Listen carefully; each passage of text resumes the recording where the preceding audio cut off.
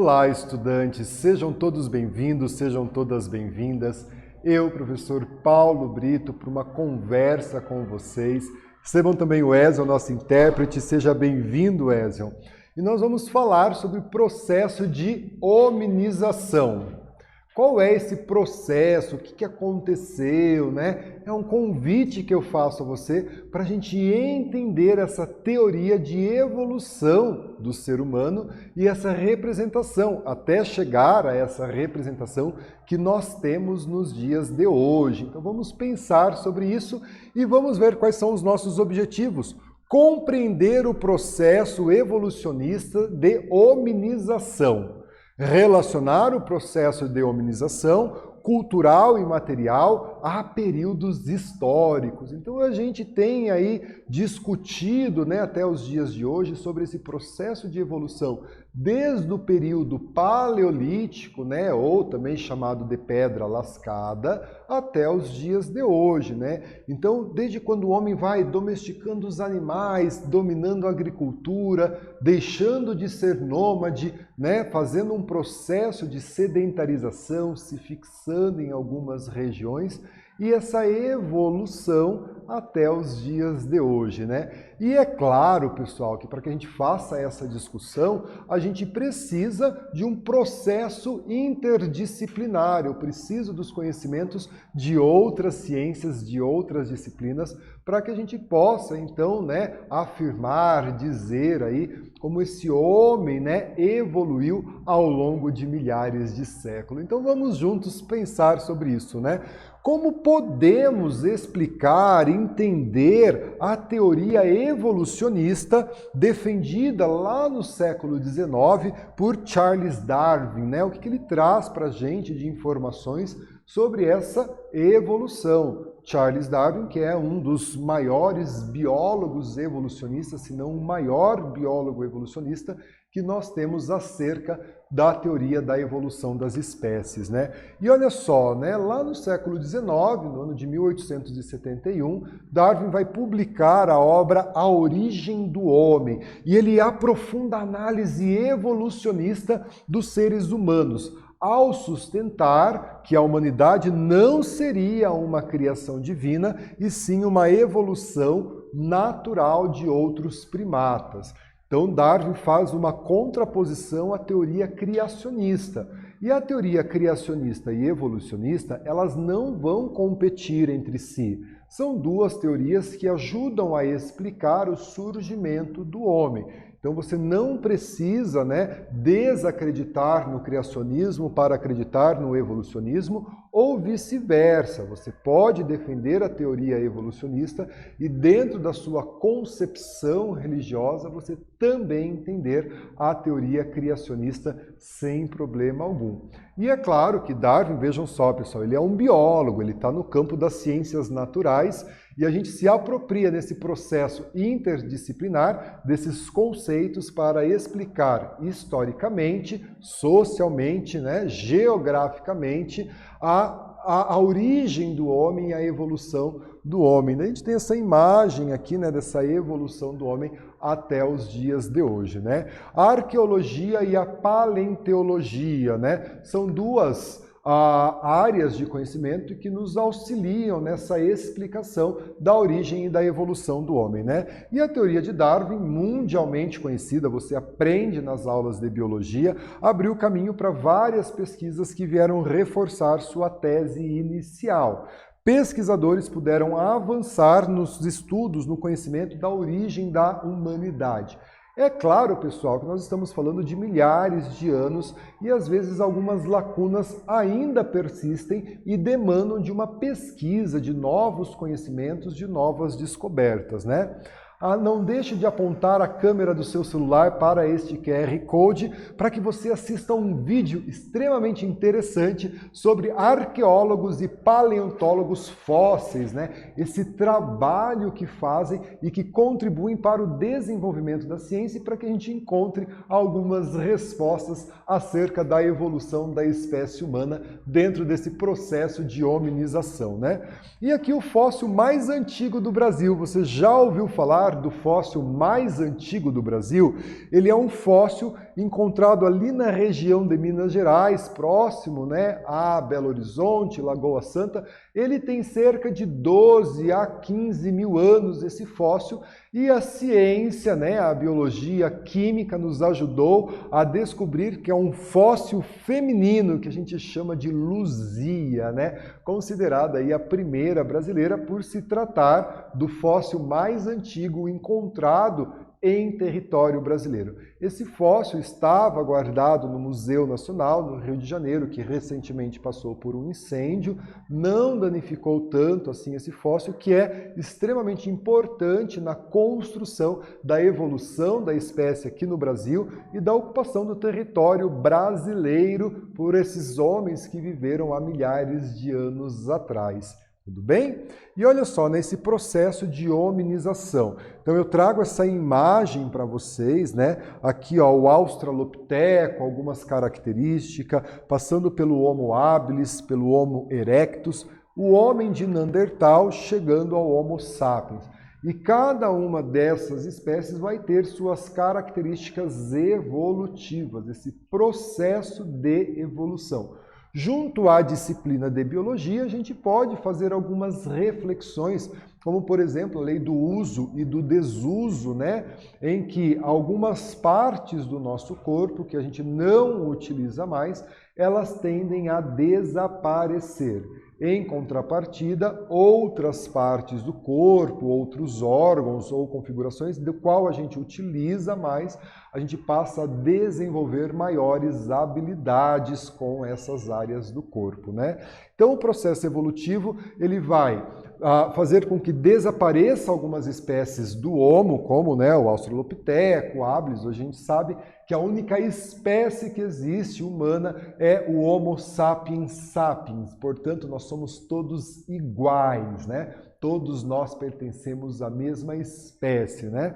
E também, assim como ele fez o desaparecimento de algumas espécies, fez o surgimento de outras espécies, não é? Então esse processo de hominização é o processo de formação da humanidade desde os primeiros primatas até a nossa espécie, o Homo sapiens sapiens, né? Considerando o tipo morfológico, a nossa morfologia atual. É muito difícil fazer aí algumas informações com exatidão sobre esse processo, seja pela escala temporal de milhares de anos e pelas mudanças que envolvem, né? Então a gente se debruça sobre esses fósseis encontrados para trazer algumas informações acerca da evolução das espécies.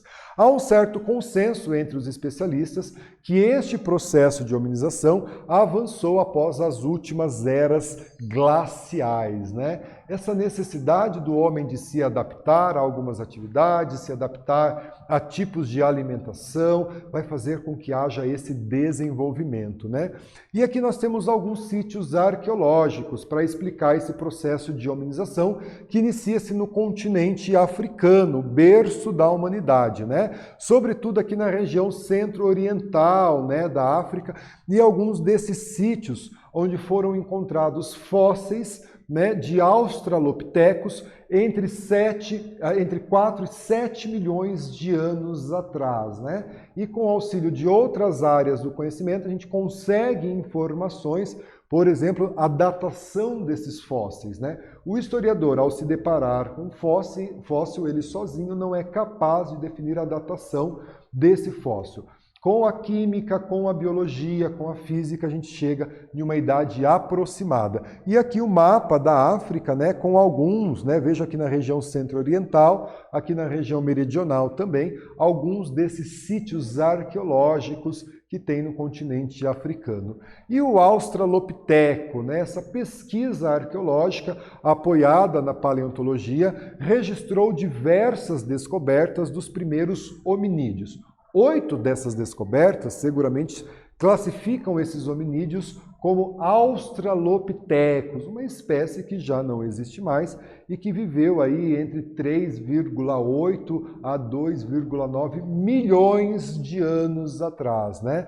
E ali uma reprodução recente, computadorizada, de como seria a face de um Australopithecus, né? Para que a gente possa conhecer um pouquinho mais. E aqui a gente tem uma atividade, olha só, né? A África é o berço da humanidade. Explique como esta afirmação ela está relacionada ao processo de hominização. Vamos lá e a gente faz a correção juntos.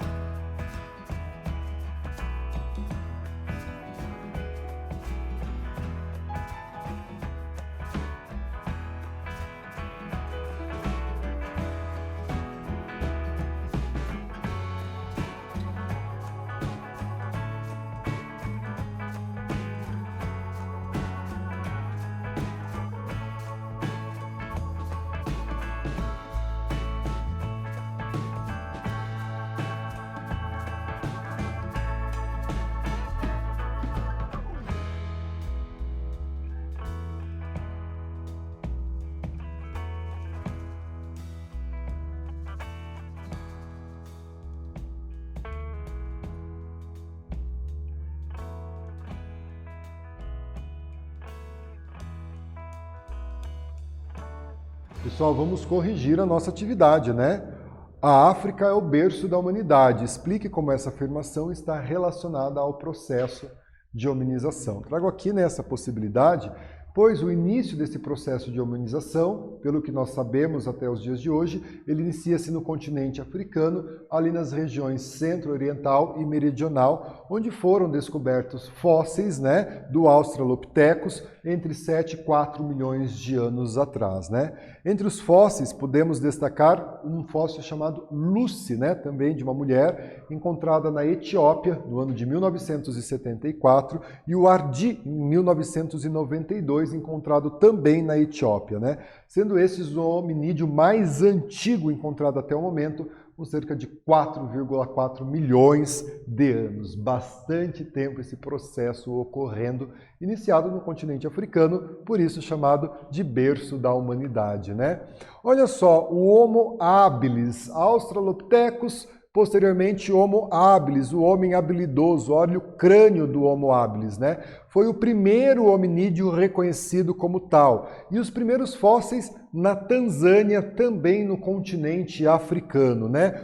E ele foi encontrado em 1964. Ele produzia ferramentas, né, de pedra lascada, isto é, uma pedra alterada humanamente com talheres intencionais. Então vejam que ele já vai desenvolvendo algumas habilidades manuais ao produzir o seu próprio instrumento para caça, para coleta e para pesca, né?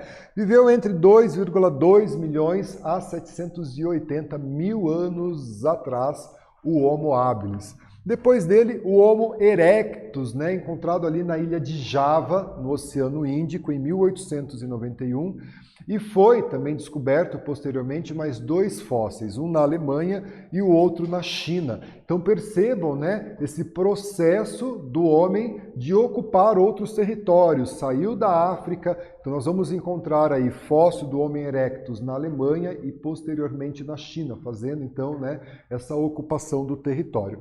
A hipótese mais provável é que o processo tenha sido multifocal e ocorrido em momentos diferentes conforme as regiões do planeta em que este Homem erectus habitava. O Homem erectus bípede, né, porque ele já ficava sobre os 2 pés, faziam instrumentos de pedra e madeira, mais eficazes que o Homo habilis, né, e viviam em grupos, geralmente em cavernas. Então tem-se aí um processo de socialização também, né? De se viver em pequenos grupos. Talvez a gente já possa pensar, embora a história não traga, né, muitas afirmações, sobre as relações de poder que existiam, né, dentro desses pequenos grupos, a divisão do trabalho, e a gente vai pensando, né, no desenvolvimento social do homem, né? E aqui o homem de Neandertal. Então olha só, né, fósseis dessa espécie foram encontrados tanto na Europa como na Ásia, né? É um dos parentes mais próximos do Homo sapiens. Inclusive, algumas teorias dizem que o homem de Neandertal e o Homem sapiens conviveram juntos, né, no mesmo período. Então ali, ó, mais um indício da difusão geográfica da hominização, desse processo de evolução e a ocupação do território por grupos humanos, né? Vivia da caça de veados, mamutes, rinocerontes e javalis, né, e a importância da caça. Uma grande característica era o culto aos mortos, então veja uma permanência, né? Nós temos nos dias de hoje culto aos mortos. Há milhares de anos atrás, o homem de Neandertal também se preocupava com rituais fúnebres, com culto aos mortos. Alguns grupos, inclusive, optavam por cremar os seus mortos, né? É possível que a cultura mortuária tenha surgido antes desses grupos, né? Mas em meio ao processo de hominização, eles passaram a sentir repulsa, né, pelos cadáveres a céu aberto, destinando assim um rito fúnebre aos seus mortos, né? E a gente chega ao Homem sapiens, né, que é essa versão mais próxima de mim, de você e de todos nós, né? Sua tecnologia é muito mais avançada em relação às outras espécies. E é nessa fase que aparecem os instrumentos de pedra de dimensões reduzidas, ou seja, ele começa a talhar a pedra, né? Sinal de que ele vai aperfeiçoando as suas habilidades.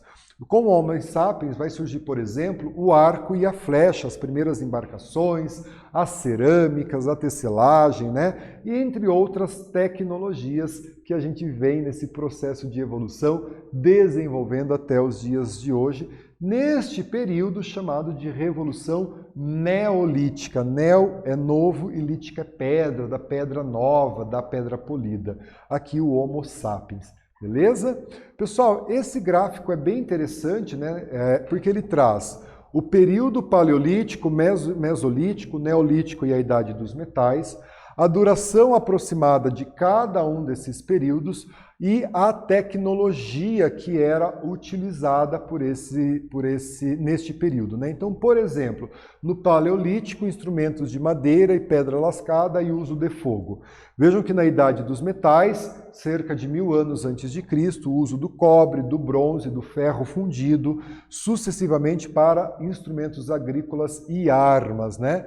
Vejam que o Paleolítico está ligado ao homem de Neandertal e a partir do Mesolítico até a Idade dos Metais, ligado ao Homo sapiens. Eu trago agora para vocês uma atividade, né? Observe a imagem ao lado e explique a teoria defendida por Darwin em relação à origem das espécies. Você vai precisar, é claro, de alguns fundamentos da biologia para responder essa questão e a gente faz a correção juntos.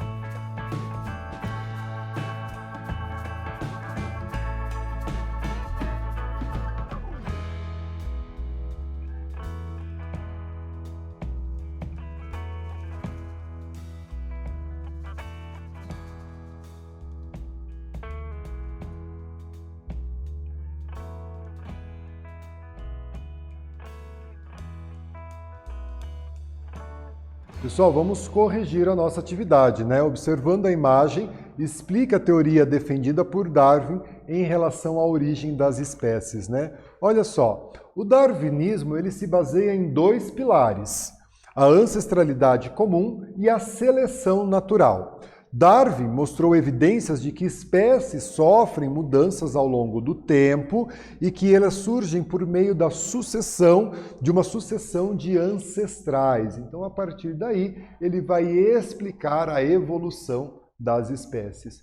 Galera, quanta coisa na aula de hoje, né? Olha só, falamos sobre o Homo habilis, o primeiro hominídeo reconhecido como tal, os fósseis encontrados lá por volta do ano de 1960 na Tanzânia, o Homem erectus, que já tinha aí, né, andava sobre, né, dois pés, eram bípedes, né, faziam instrumento de pedras, de madeiras, viviam em grupos, geralmente em cavernas, e o Homo sapiens, a versão mais próxima do nós nos dias de hoje. Lembrando aí que só existe uma espécie, que é a espécie humana, o Homo sapiens, portanto somos todos iguais. Aqui estão as nossas referências de aula. Eu agradeço a tua presença, a tua participação. Ézio, muito obrigado. Fiquem bem, se cuidem e até a próxima.